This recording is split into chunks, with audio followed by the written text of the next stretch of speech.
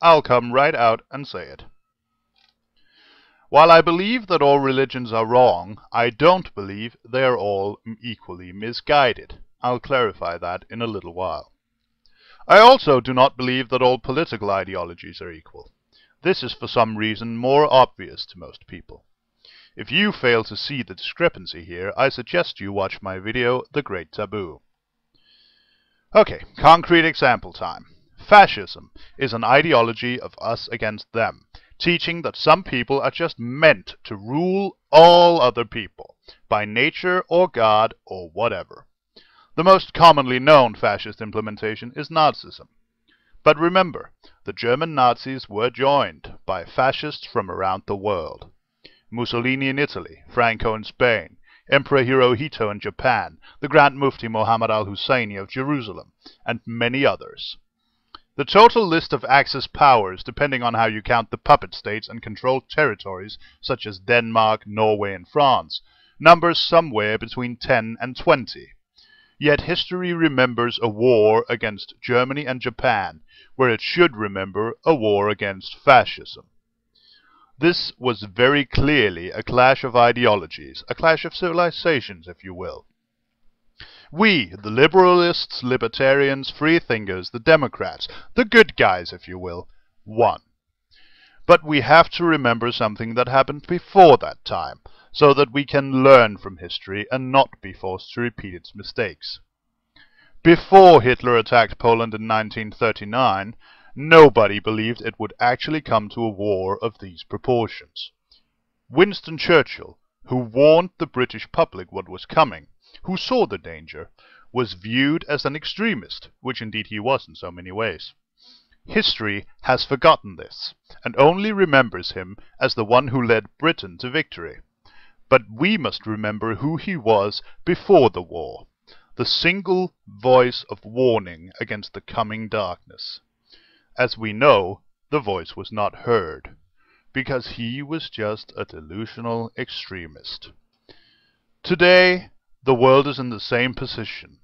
A few voices of warning are speaking out, and they are growing larger, more common every day. But the question remains, will the free world hear them and act upon them before we stand on the brink of the Third World War, another clash of ideologies? I come back now to the topic of religions not being equal. Most religious authorities today recognize the individual's right to hold a different belief. There is one notable exception. One religion that is so self-assured as to know that it alone holds the truth. And if you have no idea what I'm talking about, now would be a good time to take your head out of the sand. Islam is not only a religion, it's also a political ideology. Most people, in the West at least, miss the curve here, because we are so used to the thought that religion is a personal issue that it doesn't even cross our minds. But Islam is a religion whose main tenet is that it alone is fit to be the law of the land.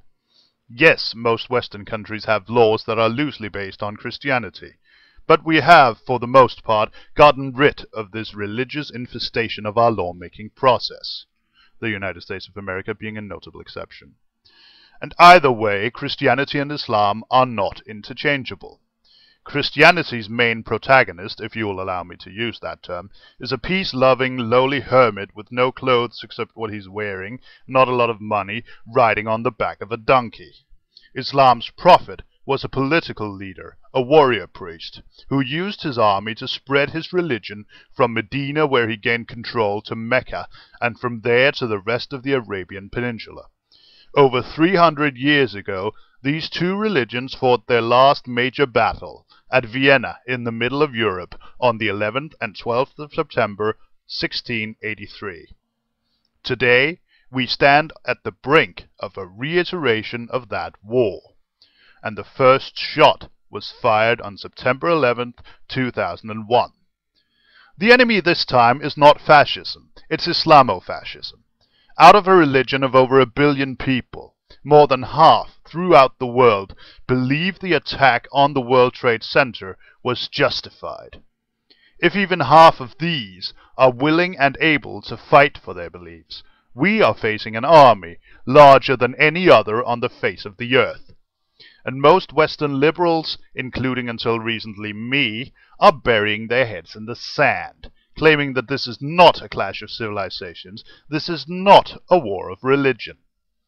Every world leader of every major Western power is saying this, in the face of overpowering evidence.